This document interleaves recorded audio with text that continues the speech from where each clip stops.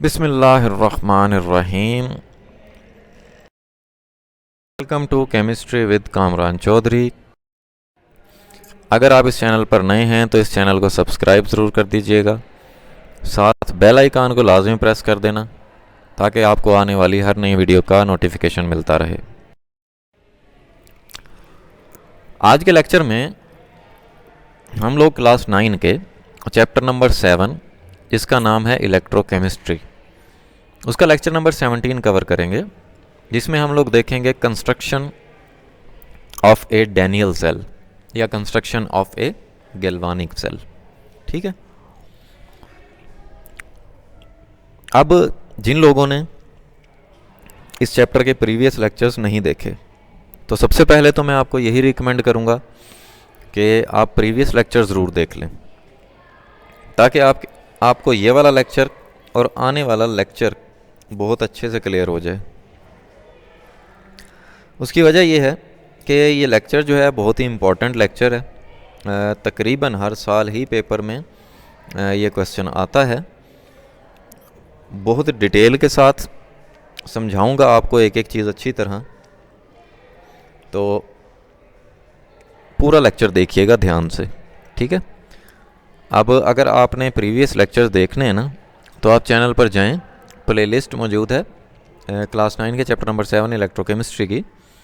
वहाँ पे आपको इस चैप्टर के प्रीवियस लेक्चर्स मिल जाएंगे सारे के सारे। ठीक है। तो construction of a Daniell cell में सबसे पहले तो हम लोग डिफाइन कर लेते हैं कि गैल्वानिक सेल या डैनियल सेल, या जिसको आप वोल्टेक सेल भी बोलते हैं, होता क्या है। The electrochemical cell in which a spontaneous chemical reaction takes place and generates electric current is called galvanic cell, Daniell cell या voltaic cell। ठीक है। अब जनरली ऐसा सेल जिसमें स्पॉन्टेनियस केमिकल रिएक्शन होता है, मीन्स के खुद ब खुद एक केमिकल रिएक्शन होता है, आपको कुछ करवाने की ज़रूरत नहीं होती। ठीक है। वो रिएक्शन खुद हो रहा होता है और उस रिएक्शन के रिज़ल्ट में आपको क्या मिल रहा होता है, इलेक्ट्रिक करंट मिल रहा होता है, इलेक्ट्रिसिटी मिल रही होती है। ठीक है। तो ऐसे सेल को जनरली गैल्वानिक या वोल्टेक सेल बोलते हैं। इसको हम डैनियल सेल भी बोलते हैं। कब? जब हमारे पास ये जो सोल्यूशन है हाफ सेल में, ये जो हम सोल्यूशन यूज़ कर रहे हैं जिंक सल्फेट और कॉपर सल्फेट के हों, तो उस केस में हम इसको डैनियल सेल बोल देते हैं। होता बेसिकली गैल्वानिक सेल ही है। तो ये डायग्राम जो आपको नज़र आ रही है, इसकी डिटेल पे अभी आते हैं वन बाय वन, लेकिन मैं अभी आपको ये डेफिनेशन क्लियर कर देता हूँ। जैसे देखो, अभी आपने बताया कि जी spontaneous chemical reaction take place and generate electric current. यहाँ पे आपको ये वोल्ट मीटर नज़र आ रहा है। अगर आपको याद हो, इलेक्ट्रोलाइटिक सेल में यहाँ पे बैटरी अटैच होती थी। वो बैटरी इसलिए अटैच होती थी क्योंकि इलेक्ट्रोलाइटिक सेल में नॉन स्पॉन्टेनियस केमिकल रिएक्शन होता है, मीन्स के खुद ब खुद नहीं अक्कर होता, आपको इलेक्ट्रिसिटी देकर केमिकल रिएक्शन करवाना पड़ता है। ठीक है। तो इसी वजह से हम वहाँ पे बैटरी यूज़ कर रहे थे, जो कि एक इलेक्ट्रिसिटी का सोर्स था। यहाँ पे हम यूज़ कर रहे हैं वोल्ट मीटर, इलेक्ट्रिसिटी को डिटेक्ट करने के लिए। ठीक है। क्योंकि केमिकल रिएक्शन जब होगा खुद ब खुद, तो इलेक्ट्रिसिटी प्रोड्यूस होगी, इलेक्ट्रॉन्स ट्रैवल करेंगे फ्रॉम एनोड टू कैथोड। ठीक है। इस वोल्ट मीटर के थ्रू ट्रैवल कर रहे होंगे। तो यहाँ पे इस नीडल की डिफ्लेक्शन से आपको पता चल जाएगा कि इलेक्ट्रिसिटी प्रोड्यूस हो रही है। ठीक है जी। तो डेफिनेशन आपको क्लियर हो गई होगी। अब चलते हैं जी इसकी एक्सप्लेनेशन पे। A galvanic cell consists of two cells. Galvanic cell जो होता है ना, वो दो सेल्स पे कंसिस्ट करता है, दो सेल्स पे मुश्तमिल होता है। जैसे यहाँ पे आप देखें, एक ये हो गया और दूसरा ये हो गया। ठीक। Each called as half cell. इन दोनों को अलग अलग हाफ सेल बोलते हैं। हाफ सेल ये हो गया और हाफ सेल ये हो गया।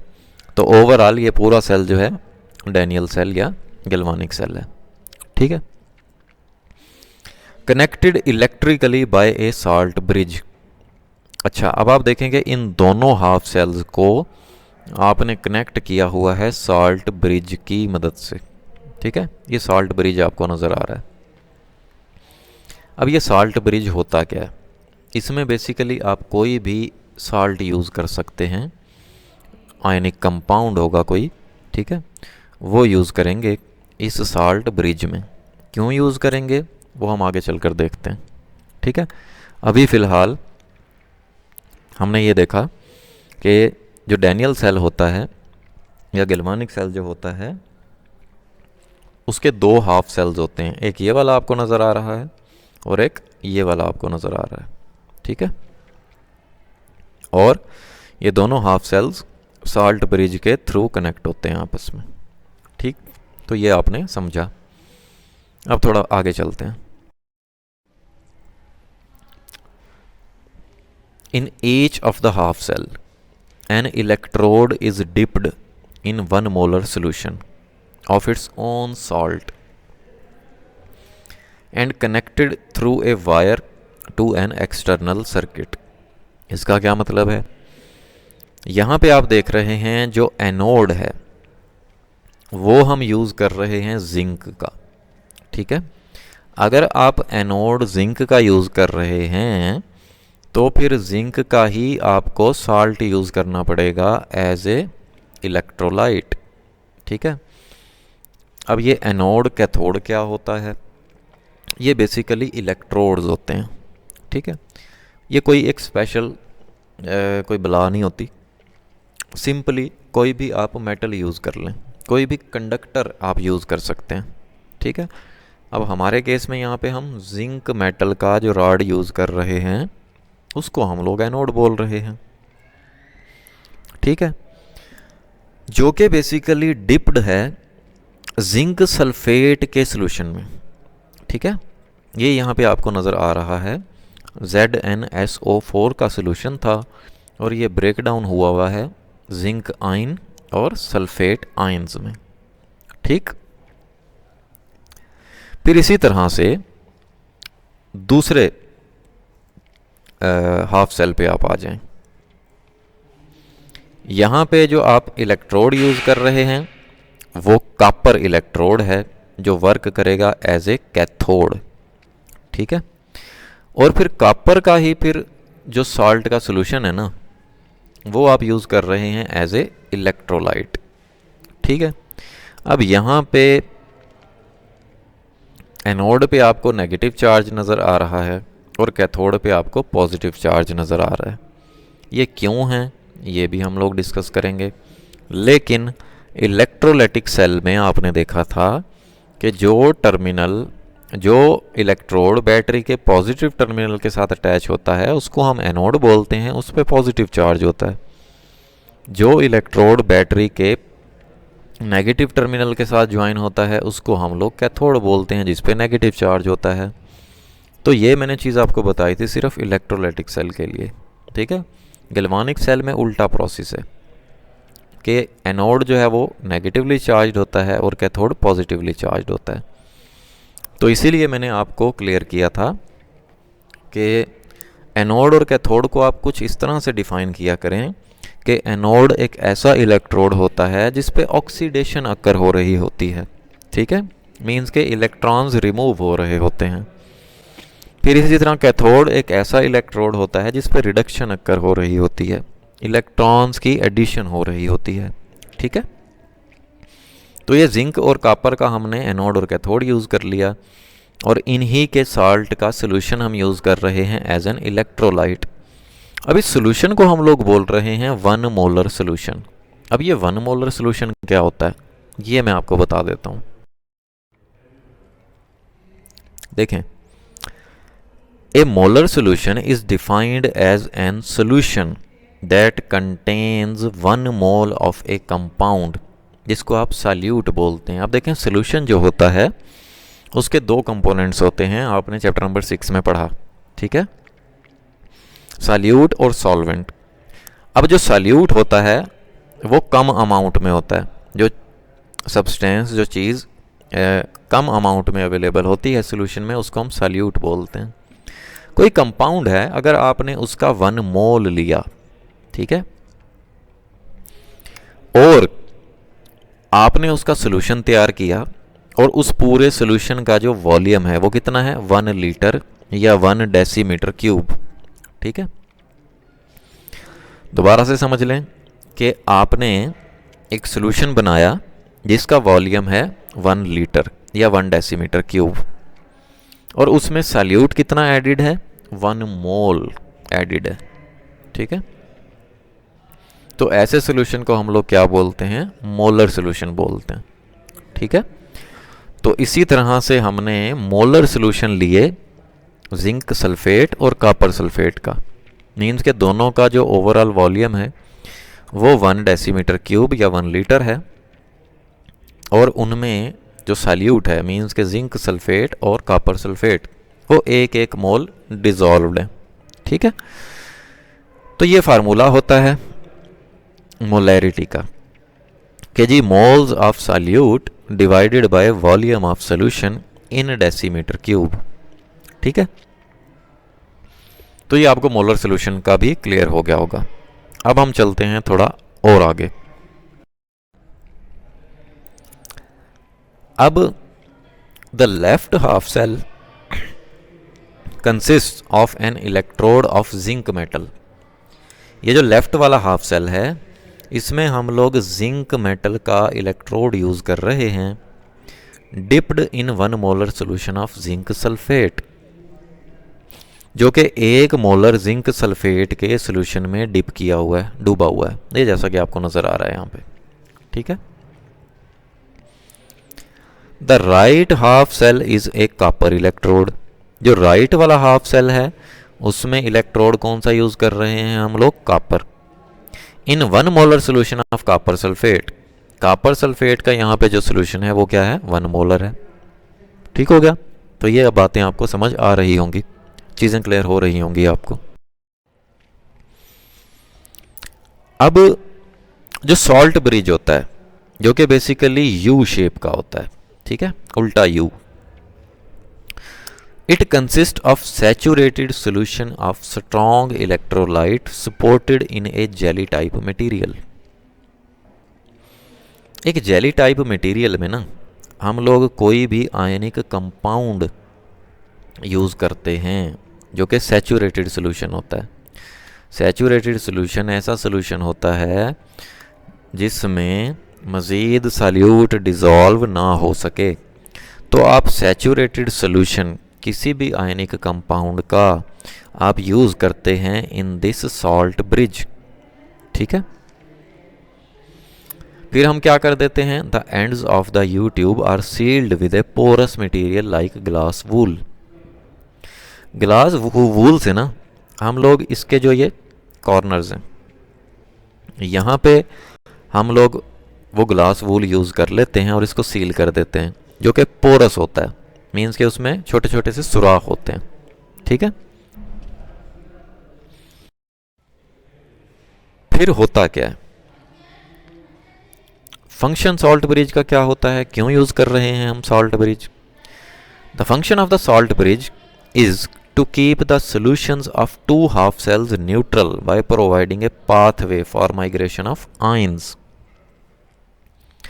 अब देखें जी हो क्या रहा होता है, ये जो एनोड है जिस पे नेगेटिव चार्ज है, नेगेटिव चार्ज क्यों है इस पे, क्योंकि ये जो बेसिकली नेगेटिव आयंस होते हैं, ठीक है, इस हाफ सेल में, जैसे ये जो मैंने यहाँ पे डायग्राम शो की हुई है इसमें नाइट्रेट NO3 नेगेटिव आयंस आपको नज़र आ रहे हैं, लेकिन जनरली हम लोग जिंक सल्फेट के सोल्यूशन को लेकर चल रहे हैं, तो उसमें सल्फेट के नेगेटिव आयंस हैं SO4 नेगेटिव। तो वो बेसिकली इलेक्ट्रॉन लूज़ करते हैं। तो वो इलेक्ट्रॉन्स जब ट्रैवल करते हैं ना इस एनोड से कैथोड की तरफ, तो वही इलेक्ट्रॉन्स की वजह से इस एनोड पे कौन सा चार्ज होता है, नेगेटिव चार्ज होता है, ठीक है। तो वो इलेक्ट्रॉन्स जब ट्रैवल करते हैं एनोड टू कैथोड, तो यहाँ पे आप देखें कि नेगेटिव आयंस तो कम होना स्टार्ट हो जाएंगे, क्योंकि ये जो नेगेटिव आयंस होते हैं ये तो इलेक्ट्रॉन लूज कर रहे हैं और ये न्यूट्रल हो रहे हैं, डिस्चार्ज हो रहे हैं। तो ओवरऑल इस सॉल्यूशन में पॉजिटिव आयंस, जैसे अभी हमारे इस डायग्राम में आपको मैग्नीशियम Mg+2 आयंस नज़र आ रहे हैं। जनरली हम जो डैनियल सेल को लेकर चल रहे हैं उसमें जिंक के आयंस हैं Zn+2। अब वो पॉजिटिव आयंस ज़्यादा हो जाएंगे क्योंकि नेगेटिव आयंस जो हैं वो अपने इलेक्ट्रॉन लूज कर रहे हैं और डिस्चार्ज हो रहे हैं। तो फिर इन नेगेटिव आयंस की कमी को पूरा करने के लिए इस साल्ट ब्रिज से जो नेगेटिव आयंस हैं वो इस सॉल्यूशन में आ जाएंगे,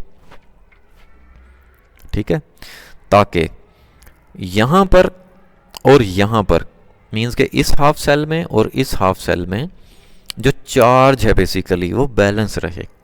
जब चार्ज बैलेंस रहेगा तो ये इलेक्ट्रॉन ट्रैवल करते रहेंगे। जब चार्ज इम्बैलेंस हो गया तो ये फिर इलेक्ट्रॉन्स ट्रैवल करना बंद कर देंगे, आपको इलेक्ट्रिसिटी नहीं मिलेगी। तो इसी वजह से हम लोग क्या यूज़ करते हैं, साल्ट ब्रिज यूज़ करते हैं, ठीक है। अब सेम केस है यहाँ पे। अब क्योंकि इस कैथोड पे पॉजिटिव चार्ज है, क्योंकि देखें एनोड तो हो गया नेगेटिव, ठीक है, तो फिर कैथोड को हमें पॉजिटिव रखना है, ठीक। इस पॉजिटिव का ये मतलब होगा कि सारे के सारे इलेक्ट्रॉन्स आकर यहाँ पे इकट्ठा हो रहे हैं, डिपॉजिट हो रहे हैं, ठीक है। तो यहाँ पे इलेक्ट्रॉन्स ज़्यादा हैं कैथोड पे, तो इस वजह से हम इसको पॉजिटिवली चार्ज्ड इलेक्ट्रोड रख देते हैं, ठीक है। पॉजिटिव का कतन ये मतलब नहीं है कि यहाँ पे इसके ऊपर पॉजिटिव चार्ज है, ठीक है। हम लोग ये पॉजिटिव चार्ज इसीलिए यहाँ पे शो कर रहे हैं पॉजिटिव कैथोड को, क्योंकि इस कैथोड पे कौन से आयंस आते हैं, डिपॉजिट होते हैं, पॉजिटिवली चार्ज्ड आयंस डिपॉजिट होते हैं, ठीक है। यहाँ पे पॉजिटिव चार्ज का कतई ये मतलब नहीं है कि यहाँ पे प्रोटॉन्स होंगे जिन पे पॉजिटिव चार्ज होता है, ठीक है। ये जो पॉजिटिवली चार्ज्ड आयंस होते हैं ये कैथोड पे आते हैं, वही इलेक्ट्रॉन जो कि एनोड से आ रहे हैं कैथोड पे, उन इलेक्ट्रॉन्स को लेते हैं और डिपॉजिट हो जाते हैं इस कैथोड पे, मींस के डिस्चार्ज हो जाते हैं, ठीक है। क्योंकि पॉजिटिवली चार्ज आयंस को क्या चाहिए होते हैं, इलेक्ट्रॉन्स चाहिए होते हैं, तो वो इन्हें मिल जाएंगे।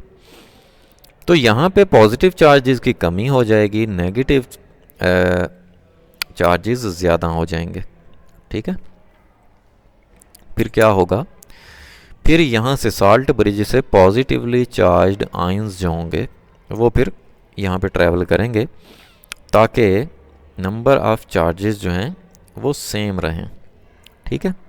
पॉजिटिव और नेगेटिव चार्जेस सेम रहें, बैलेंस्ड रहें, ठीक है।